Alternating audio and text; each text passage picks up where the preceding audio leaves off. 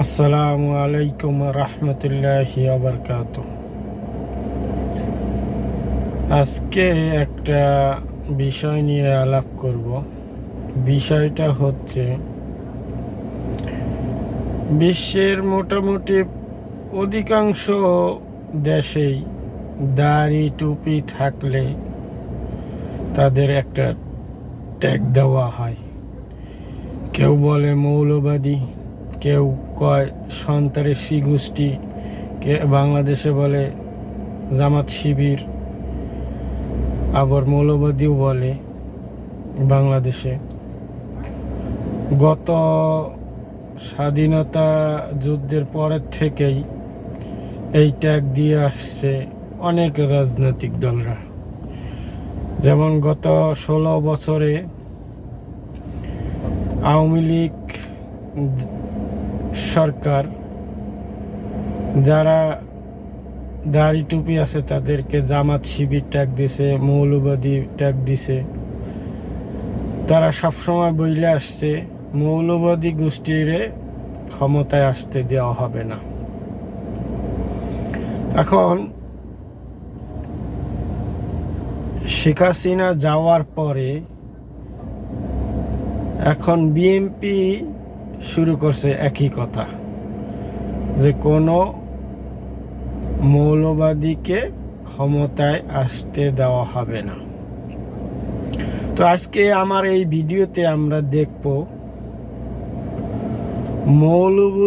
মৌলবাদী কাকে বলে, মৌলবাদীর উৎপত্তি কোথা থেকে এবং কারা মৌলবাদী।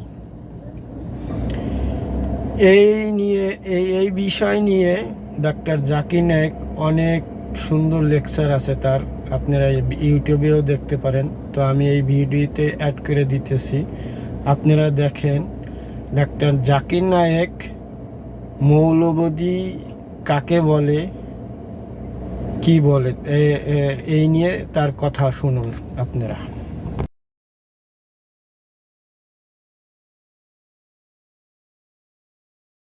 জিজ্ঞাসিত ইসলাম সম্পর্কে সবচেয়ে বড় ভুল ধারণা, বিশেষ করে 9/11-এর পরে, যে মুসলিমরা হচ্ছে মৌলবাদী, চরমপন্থী, তারা সন্ত্রাসী।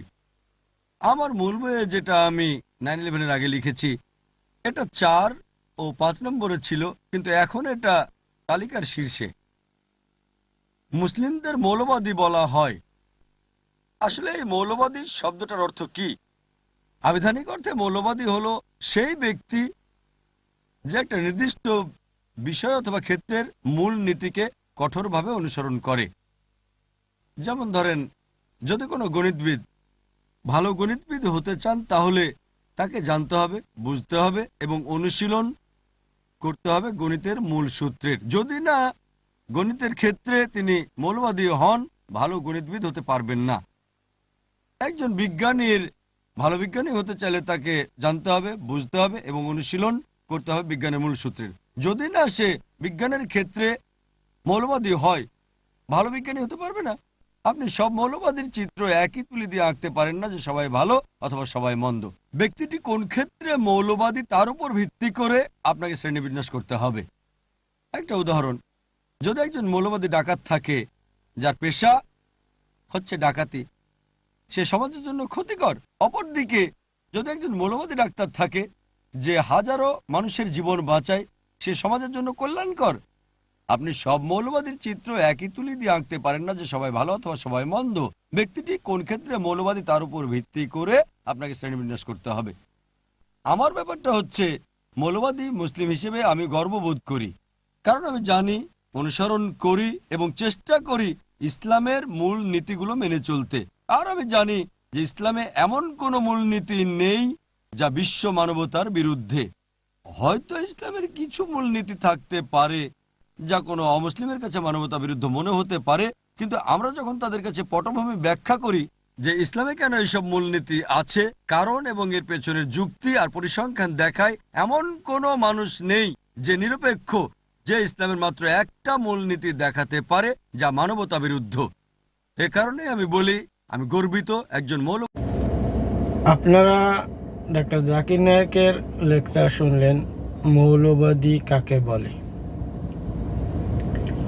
And কারা মৌলবাদী, এটার লেকচার আপনারা শুনলেন। এখন আপনি তার মুখে আরেকটা ভিডিওতে দেখেন মৌলবাদীর উৎপত্তি কোথা থেকে, এই শব্দটা কবে থেকে ডিকশনারিতে চালু হয়েছে, এইটা কারা সৃষ্টি করছে এই মৌলবাদী শব্দটা, আর কত সালে অক্সফোর্ড ডিকশনারিতে এই শব্দটা অ্যাড হয়েছে। প্রথমে মৌলবাদীর সংজ্ঞা কী ছিল, আবার দ্বিতীয়ত মৌলবাদীর সংজ্ঞা কী ছিল, এই নিয়ে এই লেকচারটা আপনারা ডাক্তার জাকির নায়েকের মুখ থেকে শুনুন।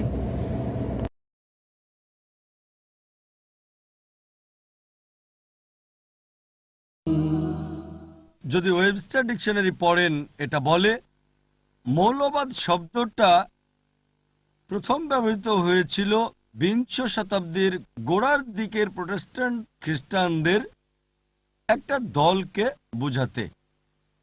প্রোটেস্ট্যান্ট খ্রিস্টানদের এই দলটা খ্রিস্টান গির্জার বিরোধিতা করেছিল।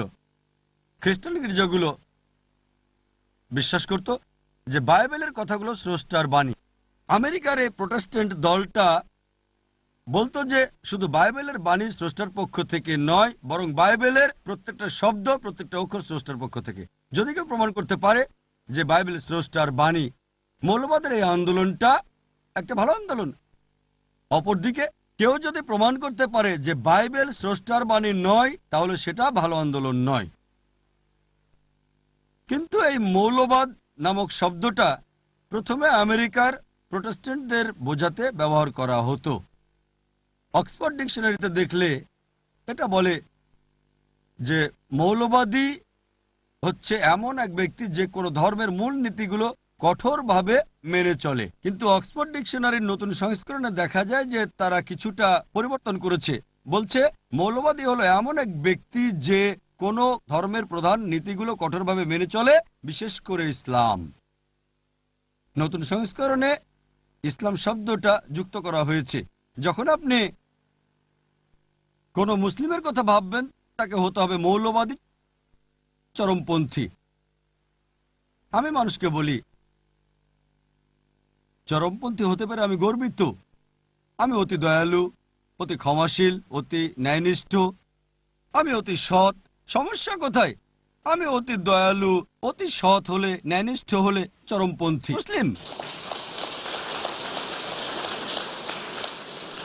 কোরআন আমাদের শিক্ষা দেয়, আল্লাহর কালাম সর্বশক্তিমান স্রষ্টার সর্বশেষ চূড়ান্ত টেস্টামেন্ট, এটা বলছে যে প্রত্যেক মুসলিমকে অতি দয়ালু, অতি ন্যায়নিষ্ঠ, অতি সৎ, অতি ক্ষমাশীল, অতি মায়াময় হতে হবে। সমস্যা কি? চরম হতে সমস্যা কোথায়? কিন্তু আমাদের চরম হতে হবে সঠিক পথে। আমরা মিডিয়াতে দেখি তারা বলে মুসলিমরা চরমপন্থী। হ্যাঁ, আমি অবশ্যই চরমপন্থী মুসলিম, অন্য কোনো চরমপন্থী নয়, চরমপন্থী মুসলিম। কোরআন বলছে সূরা নিসা অধ্যায় 4 আয়াত 171, লা তাগলু ফি দীনিকুম, দিনের ব্যাপারে বাড়াবাড়ি করো না। বাড়াবাড়ি করা সেটা ভুল, কিন্তু সঠিক পথে যদি চরমপন্থী হওয়া যায় সেটা মানবতার কল্যাণের জন্যই। আমাদের হওয়া উচিত নয় চরম নির্দয়, চরম অন্যায়কারী, চরম অসৎ, চরম নিষ্ঠুর। চরমপন্থী হতে হবে সঠিক পথে। বর্তমানে মুসলিমদের সমস্যাটা হচ্ছে যেহেতু মিডিয়া আক্রমণ করছে, আমরা কুণ্ঠিত হয়ে যাই। জানেন, আমি মৌলবাদী নই, আমি চরমপন্থী নই, এমন আত্মরক্ষা করছি কেন? কেন আত্মরক্ষা করছি? বিশেষ করে 9/11-এর পরে দেখা যায় অনেক মুসলিমই আচরণ পরিবর্তন করেছে, বেশ কুণ্ঠাবোধ করে। কেন? আমাদের সাথে দিনুল হক আছে, সত্যের ধর্ম, যা সকলের শান্তির ধর্ম। মুসলিমদের সন্ত্রাসী বলা হয়। সন্ত্রাসী শব্দটার অর্থ কি? আবিধানিক অর্থে সন্ত্রাসী হচ্ছে যে ব্যক্তি আতঙ্ক সৃষ্টি করে। যখনই কোনো ডাকাত একজন পুলিশকে দেখে সে আতঙ্কিত হয়ে যায়, তাই একজন পুলিশ ডাকাতের জন্য সন্ত্রাসী। এই দৃষ্টিতে প্রত্যেক মুসলিমকেই সন্ত্রাসী হতে হবে। যখনই কোনো ডাকাত একজন মুসলিমকে দেখবে আতঙ্কিত হয়ে যাবে। কোনো ধর্ষক একজন মুসলিমকে দেখলে আতঙ্কিত হবে। যখনই সমাজবিরোধী দুষ্কৃতিকারীরা মুসলিমকে দেখবে আতঙ্কিত হয়ে পড়বে।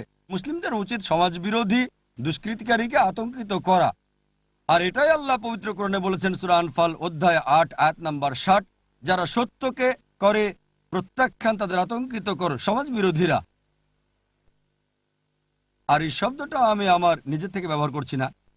বোম্বেতে কয়েক বছর আগে একটা কাগজে শিরোনাম হয়েছিল এটা। একজন ইন্সপেক্টর ছিল, নাম ইন্সপেক্টর আংগ্রে। খবরটা ছিল ইন্সপেক্টর আংগ্রে দুষ্কৃতিকারীদের আতঙ্কিত করে তুলেছে। আর এটাই হচ্ছে ভাষা প্রত্যেকটা দেশের।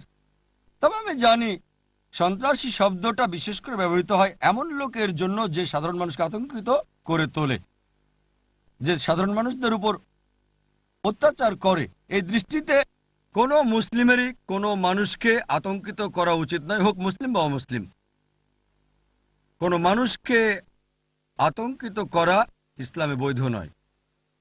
অধিকাংশ সময় দুটি ভিন্ন লেভেল দেওয়া হয় একই ব্যক্তিকে একই কাজের জন্য। যেমন ধরেন, ভারত যে দেশ থেকে আমি এসেছি, 60 বা 70 বছর আগের কথা, ব্রিটিশ সরকার ভারত শাসন করত। ব্রিটিশ সরকার, অনেক ভারতীয়রা স্বাধীনতার জন্য যুদ্ধ করেছিল। সেই সময় এই লোকগুলোকে ব্রিটিশ সরকার সন্ত্রাসী বলেছিল, কিন্তু সাধারণ ভারতীয়রা তাদের বলি মুক্তিযোদ্ধা, দেশপ্রেমিক।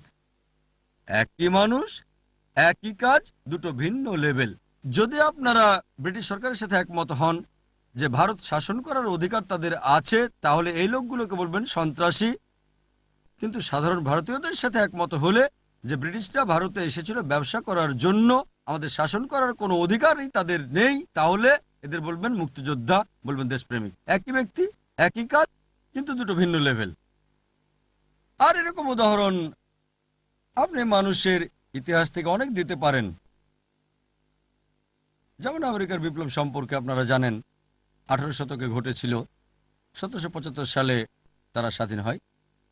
বেঞ্জামিন ফ্রাঙ্কলিন ও জর্জ ওয়াশিংটন ব্রিটিশ সরকার দ্বারা সন্ত্রাসী আখ্যায়িত হয়েছিল, কিন্তু এই দুই ব্যক্তি, বেঞ্জামিন ফ্রাঙ্কলিন ও জর্জ ওয়াশিংটনকে সাধারণ মার্কিনীরা বলেছিল বীর, মুক্তিযোদ্ধা, দেশপ্রেমিক।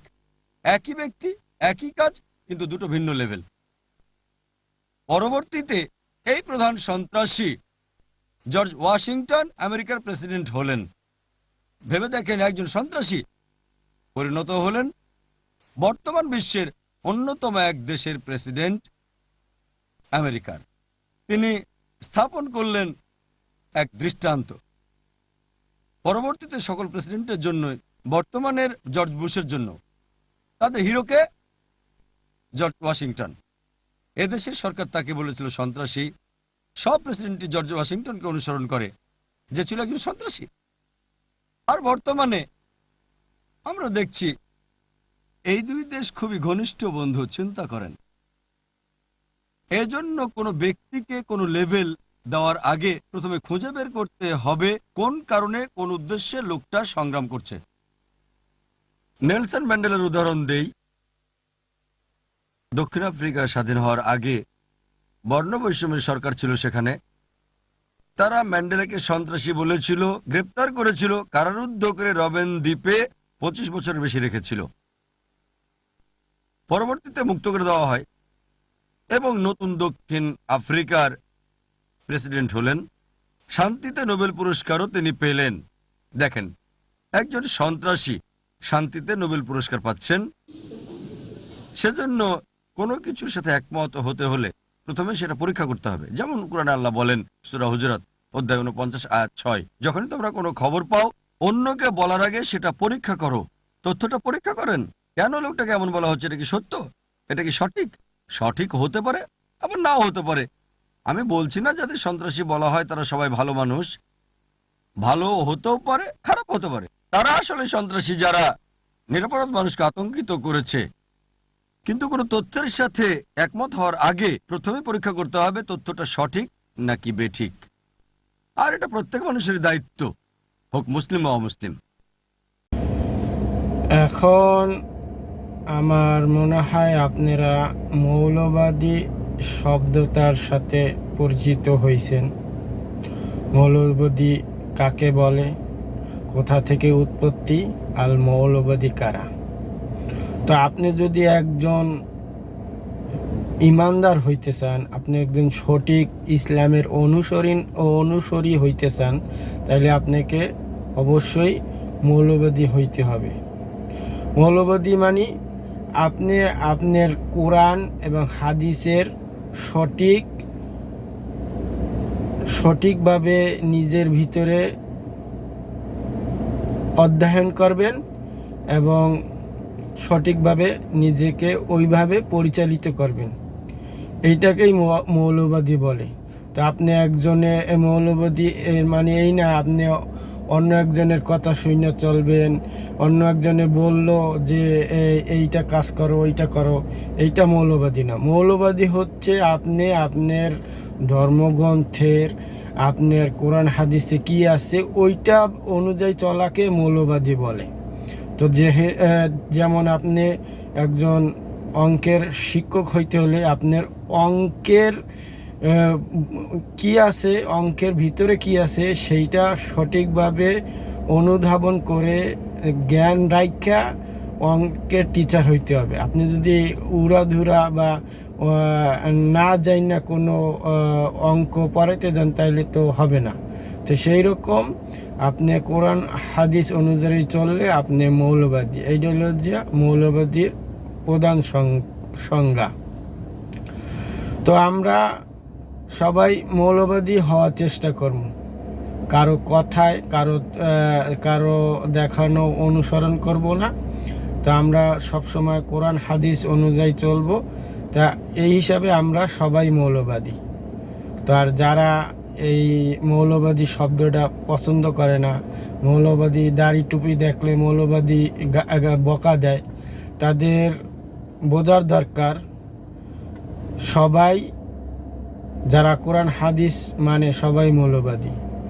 তারা সবারই অধিকার আছে যে কোনো জায়গায় যাওয়া, যে কোনো স্থানে প্রবেশ করার বা ক্ষমতায় বসার বা দেশ চালানোর সবারই সমান অধিকার। তো আমার একটাই কথা যে আমাদের মুসলমানকে বাংলাদেশে সবাই দাড়ি টুপি দেখলেই জামাত শিবির আর মৌলবাদীর ত্যাগ লাগায়। এইটা থেকে যেন সবাই বিরত হয়, যেন সবার সমান অধিকার আছে, বাংলাদেশের নাগরিক সবার সমান অধিকার আছে। সবাই যেন জামাত শিবির, দাড়ি টুপি থাকলে জামাত শিবির আর মৌলবাদী ত্যাগ না লাগায়।